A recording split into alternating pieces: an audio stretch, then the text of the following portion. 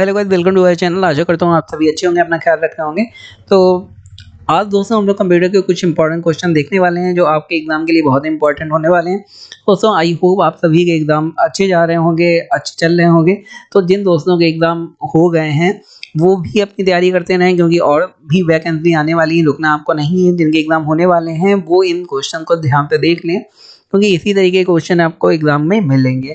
तो उसमें एग्जाम में उतने सिंपल क्वेश्चन नहीं आना है जितने कि आप आसानी से कर लें। एग्जाम में जो लेवल है पेपर का वो टफ भी आ रहा है, मीडियम भी रह रहा है, बहुत रेयर केस में बहुत ही सिंपल पेपर आ रहा है। लेकिन आपको अच्छा खासा पेपर हर सब्जेक्ट का मिल जाएगा, स्पेशली कंप्यूटर का जो स्कोरिंग सब्जेक्ट है, जिसमें आप जल्दी से आंसर, आपको टाइम कंज्यूमिंग नहीं है ये सब्जेक्ट, लेकिन आपको यहाँ पे पढ़ना तो पड़ेगा, क्योंकि इतना सिंपल पेपर नहीं आ रहा है जैसे कि आप थोड़ा बहुत पढ़ेंगे और हो जाएगा अच्छा खासा। अब उस तरीके के पेपर नहीं आते हैं पेपर में क्वेश्चन, लाइक कंप्यूटर के पितामह कौन है, तो आपने लिख दिया चार्ल्स बेबेज। अच्छे खासे क्वेश्चन पूछे जाते हैं, काफ़ी डीप में क्वेश्चन पूछे जाते हैं, तो आपकी तैयारी भी उसी तरीके की होनी चाहिए। तो चलिए बिना किसी देरी के स्टार्ट करते हैं। सबसे पहला हमारा क्वेश्चन है, मैलिशियस सॉफ्टवेयर के लिए सामान्यतः कौन सा नाम उपयोग करते हैं। मैलिशियस सॉफ्टवेयर का आपने नाम सुना होगा, होता क्या है। तो इसके लिए कौन सा भाई यूज़ करते हैं, आप बैडवेयर यूज़ करते हैं, या फिर मॉलवेयर यूज़ करते हैं, या फिर हार्मफुल वेयर यूज़ करते हैं, या अनएथिकल वेयर यूज़ करते हैं।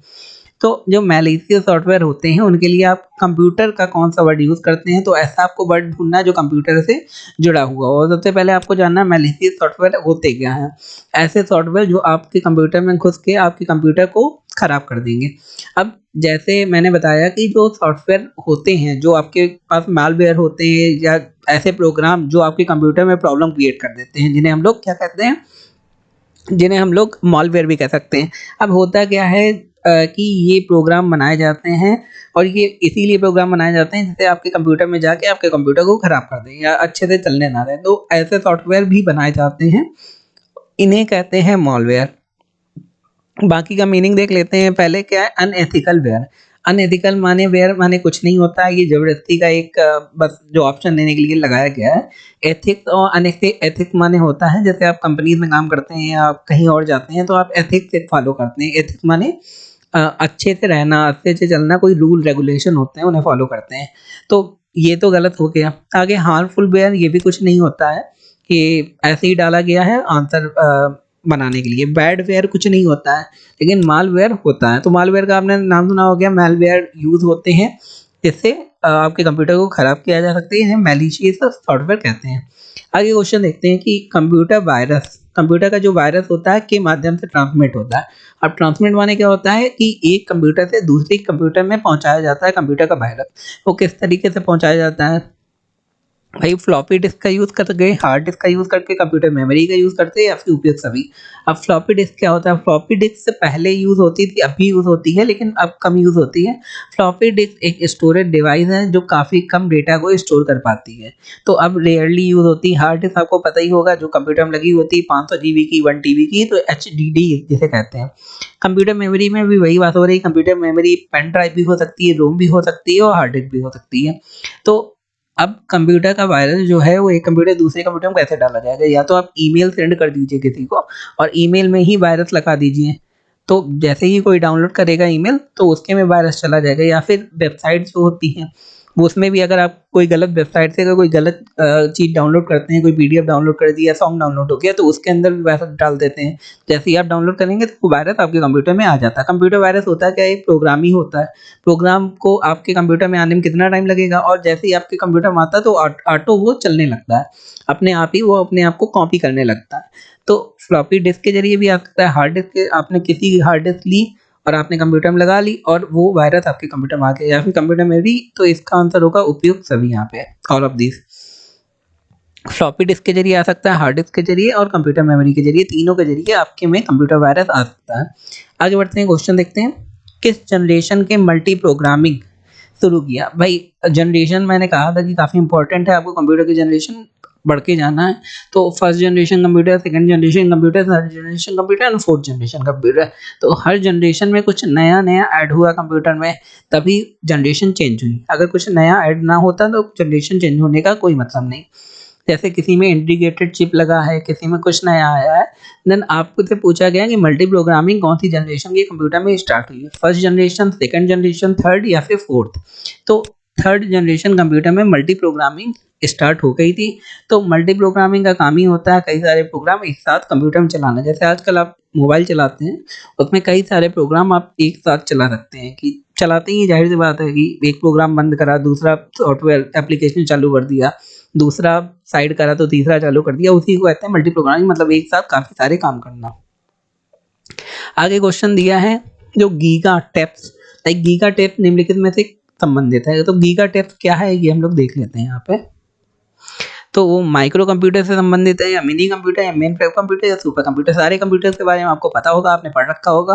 कब किसका विकास हुआ इसके बारे में भी जानना बड़ा जरूरी है। तो गीगा टेप्स है वो जाहिर सी बात सुपर कंप्यूटर से संबंधित होगा, क्योंकि जब जो सुपर कंप्यूटर होता है वो ऑलरेडी जो मेगाबाइट एमबीज में तो चलता नहीं है, वो उसके लिए काफ़ी स्टोरेज की ज़रूरत होती है, काफ़ी जीबी डेटा की ज़रूरत होती है, काफ़ी हाई स्पीड इंटरनेट की ज़रूरत होती है। तो गीगा टेप इसी से संबंधित है, आपको ये याद रखना है। आगे देखते हैं एक स्प्रेडशीट आपको पता ही होगा जो हम लोग एक्सेल में यूज़ करते हैं, में डेटा कैसे ऑर्गेनाइज करा जाता है। स्प्रेडशीट होती क्या है? एक्सेल आपने सबने चलाया होगा, आपको आइडिया होगा एक्सेल के बारे में। तो एक्सेल इस तरीके का होता है, उसमें काफ़ी सारी सेल्स होती हैं, उस सेल्स में काफ़ी सारा डेटा हम लोग स्टोर कर सकते हैं। तो ये पूछा गया है कि कौन सी तरीके से ऑर्गेनाइज करा जा सकता है। ऑर्गेनाइज करना मतलब उसे सही से लगाना, सही ढंग से उसमें डेटा स्टोर करना। तो भाई लाइन्स और स्पेसेस में, लेयर और प्लेनों में, या फिर ऊंचाई और चौड़ाई में, या फिर पंक्ति और स्तंभों में। स्प्रेडशीट में डेटा कैसे स्टोर करते हैं? तो पंक्ति और स्तंभों में। सिंपल सी बात है, इसमें पंक्तियां हैं, स्तंभ हैं, तो ये इसी तरीके की होती है स्प्रेडशीट। जैसे ये स्प्रेडशीट आपको आता है, आपको आपके दिमाग में तुरंत हिट करना चाहिए माइक्रोसॉफ्ट एक्सेल। एक्सेल में ही स्प्रेडशीट का यूज होता है। तो इसमें क्या होते हैं? पंक्ति और स्तंभ। यहाँ पे लेयर और प्लेन, लाइंस और स्पेस, ऊंचाई चौड़ाई नहीं होती, जबकि पंक्ति और स्तंभ होते हैं। तो ये आपको सही लगाना, कुछ कॉमन सेंस आपको यूज करना है, कुछ पढ़ा हुआ होगा, क्योंकि सारे क्वेश्चन आप पढ़ नहीं सकते। तो इसलिए ये इंपॉर्टेंट है कि आप क्वेश्चन समझ के जाएं। जितना आप समझ के क्वेश्चन जाएंगे उतना ही अच्छे से किसी भी तरीके का क्वेश्चन आएगा आप करके आएंगे। आगे देखते हैं एक ऑनलाइन ऑफलाइन डिवाइस है। ऑफलाइन डिवाइस क्या है? ऑफलाइन डिवाइस ऐसा डिवाइस जिसमें ऑनलाइन कनेक्टिविटी की जरूरत नहीं पड़ती है। तो डिवाइस जो सी से कनेक्टेड नहीं है, या फिर डिवाइस जो सी से कनेक्टेड है, या फिर डायरेक्ट एक्सेस स्टोरेज डिवाइस, या फिर इनपुट आउटपुट डिवाइस। तो ऑफलाइन डिवाइस कौन सा हो गया? एक ऐसा डिवाइस जो सी से कनेक्टेड नहीं है, और बाकी डिवाइसेस जो होते हैं उन्हें ऑनलाइन कनेक्टिविटी की ज़रूरत पड़ती है। आगे देखते हैं इंटरनेट पर उपयोग किया जाने वाला प्रोटोकॉल। प्रोटोकॉल मैं बता चुका हूँ आपको बार बार। प्रोटोकॉल होता है रूल। तो जैसे इंटरनेट प्रोटोकॉल, आईपी आपने कभी काफ़ी बार सुना होगा, टीसीपी सुना होगा, ट्रांसमिशन कंट्रोल प्रोटोकॉल, या आईपी इंटरनेट प्रोटोकॉल, या फिर ईमेल भेजने के लिए भी एक प्रोटोकॉल यूज़ होता है। प्रोटोकॉल होता है एक रूल रेगुलेशन, जैसे आपको कंप्यूटर में ऑनलाइन फॉलो करना पड़ता है कि आपको कंप्यूटर में जो भी चलाना है उसके लिए आपको एक निश्चित प्रोटोकॉल फॉलो करना है। तो इसमें दिया है इंटरनेट पर उपयोग किए जाने वाला प्रोटोकॉल कौन सा है। तो काफ़ी सारे प्रोटोकॉल हैं। पहला है IEEE, TCP transmission control protocol मैं बात कर रहा था, उसके बाद ABC, उसके बाद PPP। तो ये 4 प्रोटोकॉल हैं। इसमें कौन सा हम लोग फॉलो करते हैं इंटरनेट पे? तो अलग अलग के काम के लिए अलग अलग प्रोटोकॉल फॉलो कर सकते हैं। तो हम लोग इसमें पढ़ेंगे ट्रांसमिशन कंट्रोल प्रोटोकॉल, जो इंटरनेट के लिए हम फॉलो करेंगे। तो IEEE का मीनिंग पूरा हो जाएगा इंटरनेशनल स्टैंडर्ड। तो ये इंटरनेशनल स्टैंडर्ड सेट करा जाता है, लाइक हर चीज़ के लिए एक इंटरनेशनल स्टैंडर्ड होता है, उस स्टैंडर्ड को फॉलो करके आप चीज़ों को करते हैं। ट्रांसमिशन कंट्रोल प्रोटोकॉल, जो भी आप कंप्यूटर में लाइक मेल भेज रहे हैं, बाकी काम कर रहे हैं, तो उसके लिए एक रूल रेगुलेशन को आपको फॉलो करना पड़ता है, जिसे कहते हैं प्रोटोकॉल। तो ये है हमारे क्वेश्चन। दोस्तों आगे बढ़ने से पहले मैं आपसे रिक्वेस्ट करना चाहता हूँ कि अगर आपने अभी तक हमारे चैनल सब्सक्राइब नहीं करा, सब्सक्राइब कर लो, because your subscription is our motivation. आप सब्सक्राइब करेंगे तो हमें मोटिवेशन मिलेगा, हम और अच्छा कंटेंट आपके लिए लाने की कोशिश करेंगे। सब्सक्राइब करने का फ़ायदा ये भी है कि आपको बार बार ये चैनल ढूंढने की जरूरत नहीं पड़ेगी। एक बार सब्सक्राइब करने पे आपको जब भी कोई भी सब्जेक्ट की तैयारी करनी हो, आप तुरंत यहाँ पे आ सकते हैं। आगे देखते हैं माइक्रोसॉफ्ट पावर पॉइंट में एक पेज पर संपूर्ण आइटम को चयन करने के लिए निम्न शॉर्टकट की का उपयोग किया जाता है। तो माइक्रोसॉफ्ट पावर पॉइंट है, उसमें संपूर्ण आइटम को मतलब सिलेक्ट करना है। अब खाली माइक्रोसॉफ्ट पावर पॉइंट की ही क्यों बात करें, आप माइक्रोसॉफ्ट वर्ड हो, चाहे आप ऑनलाइन चला रहे हैं, तो अगर सबको सिलेक्ट करना है उसके लिए क्या यूज़ करते हैं? Ctrl+A, Ctrl+C कॉपी के लिए होता है, Ctrl+Z कट के लिए होता है। तो ये Ctrl+ ए का यूज़ करते हैं हम लोग सबको सिलेक्ट करने के लिए। तो ये सिंपल सा है। एक स्कैनर स्कैन करता है, तो स्कैनर क्या स्कैन कर सकता है? पिक्चर्स को, टेक्स्ट को, या फिर पिक्चर्स और टेक्स्ट को, या फिर उपयुक्त में से कोई नहीं। तो स्कैनर में हम लोग पिक्चर और टेक्स्ट दोनों ही स्कैन कर सकते हैं। स्कैनर का सिंपल सा काम क्या है? फोटोकॉपी करना। कि या फिर कोई भी आपके पास फ़ोटो है या फिर कोई भी टेक्स्ट है या फिर कोई भी कागज़ है, उसे स्कैन करके वो क्या करता है, कंप्यूटर के अंदर डाल देता है। तो ये काम है स्कैनर का। जब आप फ़ोटोकॉपी करवाने जाते हैं तब भी स्कैनर का ही यूज़ होता है। उसका स्कैन करके उसकी एक कॉपी बना दी जाती है और वो उसमें चाहे पिक्चर हो, चाहे वो टेक्स्ट हो, वो पूरा ही स्कैन करके एक दूसरी कॉपी बना देता है। तो इसका सही आंसर होगा पिक्चर और टेक्स्ट दोनों को ही स्कैन कर सकता है। इसको सर्वप्रथम आईबीएम पीसी वायरस के रूप में जाना जाता है। तो यहाँ पे क्या है? क्रीपर हो गया, घोस्ट वॉल हो गया, या ब्रेन हो गया, या कैस्केड हो गया। ये सारे वायरस के नाम हैं। थोड़े अजीब हैं लेकिन सारे वायरस का नाम है। तो जो ब्रेन वायरस है हमारा, उसे आईबीएम पीसी वायरस के रूप में जाना जाता है। तो ब्रेन का काफ़ी बार नाम आपने सुना होगा, हर बार आता है। सबसे पहला वायरस या काफ़ी बार आपने सुना होगा। तो ये ब्रेन वायरस एक वायरस का नाम है, ये आपको याद रखना है।